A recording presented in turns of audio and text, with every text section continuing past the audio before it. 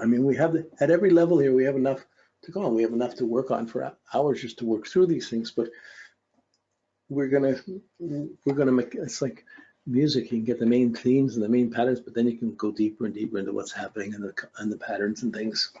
And that's what we need to do. So this is basically what we're looking at for my progressed sun, and you're going to have your 90 days for your progressed sun. So you should be, when I'm showing you how it works for me and how I've noticed things, it should make you curious enough to have to find out how it works for you. And you can work with your progressions better than someone else can talk to you about them. It's something you grow into, but it's still a very useful backup because it talks about the inner attitude of someone as they're dealing with the transits and the outer circumstances and their basic starting egos. So the sun being your ego, your confidence, your radiating sense of love or purpose. This is the growth within that and the challenges that come up to that growth. And sometimes there are some very difficult things in life, but we still grow through the experience.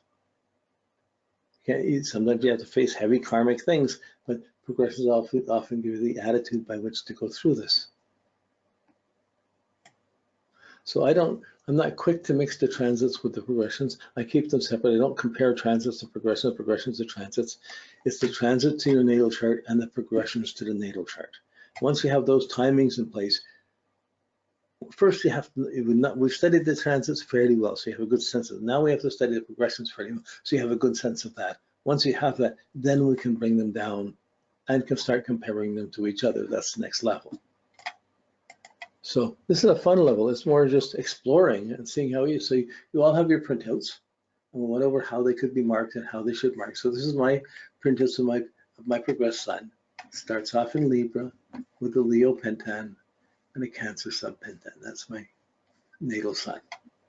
And then so the Libra is going to go on. It's going on. The Leo lasted until 1948, and then you're going to see each of these pentans changing about every year, a little less than a year. So there's themes within a theme, and I figured the best way to explain it would be to go into I mean, you can spend an hour on any degree here. There's so much going on. So we went along. Libra, you see here at this point here in May 53, my progressed sun went into Scorpio. Okay, we moved from a country to a smaller town. I started school around then. That was a big change outside of just my parents' influence, which was very poor, and they were on again, off again. It was finally beginning a school situation. That was really, and I was very athletic, and I was, even in grade 1, they put me on the grade 11 gym team. So like, it's just, anyway, that's a whole, there's all kinds of stories, but that was a big shift, like from the Libra to the Scorpio. And of course, the pentan switched from Virgo to Libra, and the sub-pentan went from Pisces to Aries. So these themes are going on. So it's like hours, minutes, and seconds, or months, weeks, days, or years, months, and days. You have these 3 levels going on. Hours, minutes, and seconds. But it's bigger time periods than that, but it's like a 3-fold division, one within the other, within the other. Just because it's 2 o'clock, it doesn't mean we're not paying attention to what's happening when it's 10 after 2 or when it's 2:30, or when it just went, and sometimes we're a minute away from something. We're not always going that minutely. So we're going to go along. The first big aspect was in 1958 when my sun progressed and conjuncted to Jupiter. I'm 12 years old. It was my first idealized relationship, but also I started delivering papers. I started making money on my own. I started being entrepreneurial about things. And yeah, my father said I couldn't have a bike till I was 16. I said, what if I buy it myself? He said, yeah, if you buy it yourself. So I started papers. I got a thing within 6 months. I had enough money and I bought my own bike. So that was kind of a Sun Jupiter scenario. But I'm going to go into a specific area in my life, which has a lot more, had a lot more extreme. So I'm just going to gently, and I'm going to focus on that area. Half of it's embarrassing, half it's really intimate and personal, but I can't teach this without showing you, without using a life example to show how it works. But because otherwise, just going through these themes and looking at it objectively, it's seemingly work. But every little thing has relevance. So I have the mark that here's the next big aspect when it squared Saturn. 1961. My father almost died that year, and I was in trouble with school. I had difficulty with teachers, and it was a really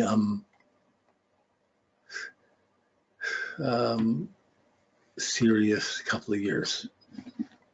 Almost was going to quit school, different things, and so it was certainly a big discontent with family and parents, and running into difficulties of my own authority, and with my father was dying or close to dying, and have his lung taken out. So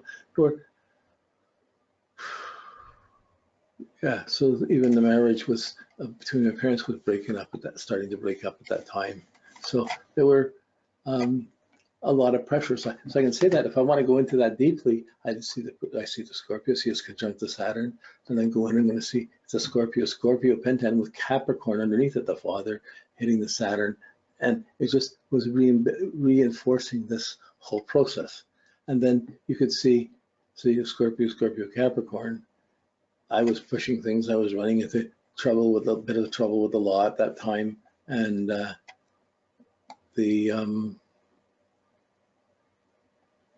yeah, it was a very disassociative time. So okay, so just going ahead, I'm just touching little bits on this, but it's this period here where from 1964 to 1971 that I'm going to go into more intensely and follow these all the way down till we see them happening on the smaller levels. And by showing it to you in one level, you can see that it can do this and what it can do, and begin to look for it. And you should be discontented until you can see similar things with your own. You can see the depth within your own. So a certain amount of, we've done the mathematics, we've done the calculation, we've organized the material. Now it's there. Now we have to relate it to our life. So in this time period, from 64 up to 71, there's some progressed suns in Scorpio in my third house. It's the Scorpio's here. The house number's on the right-hand side here. It says house 3, house 3, house 3.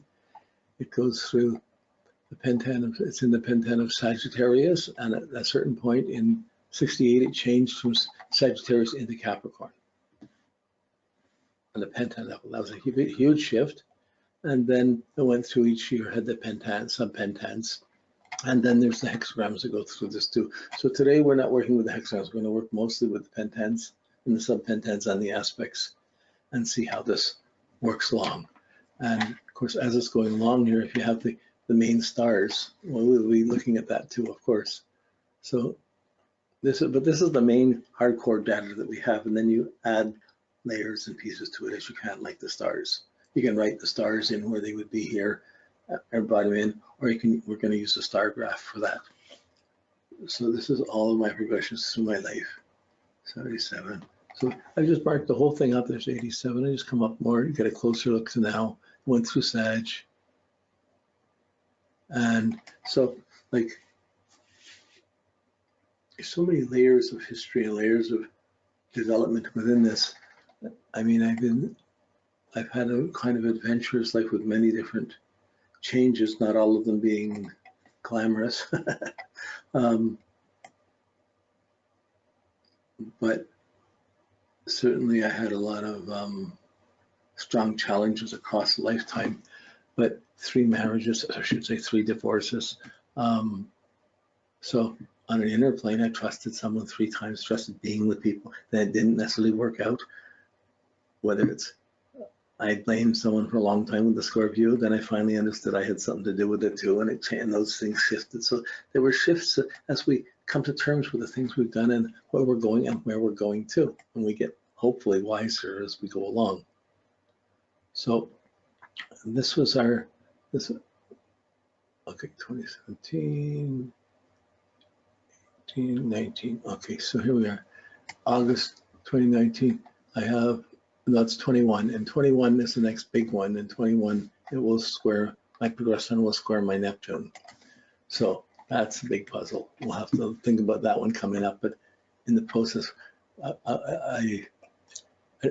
we can always go into the moment and see where we are right now. Right now it's in, here we are, August on the, yeah, it just switched its pentent from Scorpio into Sagittarius. So I'm Capricorn, Scorpio, and Sag right now in my pentent. So so this is just the whole setup going all the way forward, different years.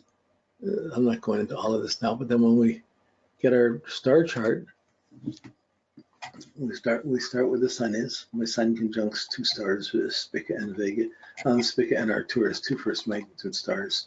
It starts right there and starts moving forward.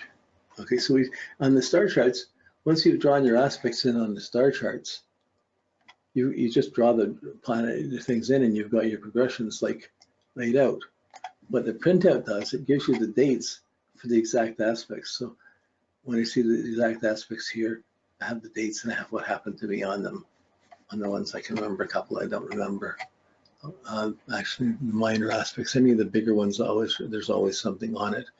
On this one, I didn't mark in the stars, the fixed stars, but we're going to be going over this one in more detail. Okay, so just seeing where we are, 1 second. We get them all, and then, yeah, okay, so this we're going to spend a little time here. Now I'm going to make this a bit bigger, so I'll only see part of the sheet. This is the part we're going to. So when I was a young man, this is 50 years ago we're talking about. So everything seems strange compared to today's world. Today's world is really different than it was in the 60s.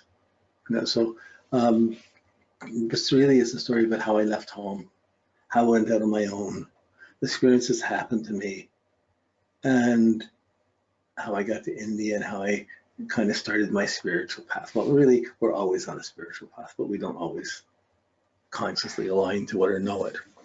But so I'm going along here. Yeah, so just little things like progression when it squared Saturn.